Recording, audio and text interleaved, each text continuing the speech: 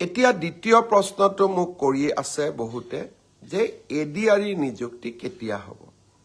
যোৱাবাৰো এডিআৰই নিযুক্তিৰ ফলাফল ঘোষণা আৰু নিযুক্তিৰ মাজত যথেষ্ট সময় আমি লৈছিলোঁ, কিন্তু চৰকাৰে হাতীৰ দৰে খোজকাঢ়ে, লাহে লাহে লাহে লাহে খোজকাঢ়ে যাতে ভুল হৈ নাযায়। এডিআৰই তৃতীয় আৰু চতুৰ্থ বৰ্গৰ নিযুক্তিৰ পিছত 38টা বিভাগত ইয়াক আমি বিতৰণ কৰিব লাগে।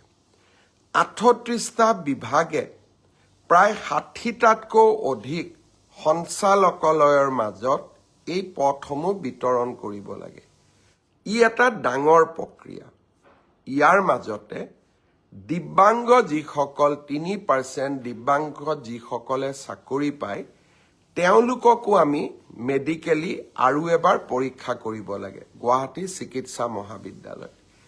এই গোটেই প্ৰক্ৰিয়াখিনি সমাপ্ত কৰোঁতে আমি ডিচেম্বৰ মাহলৈকে আমাক সময় লাগিব।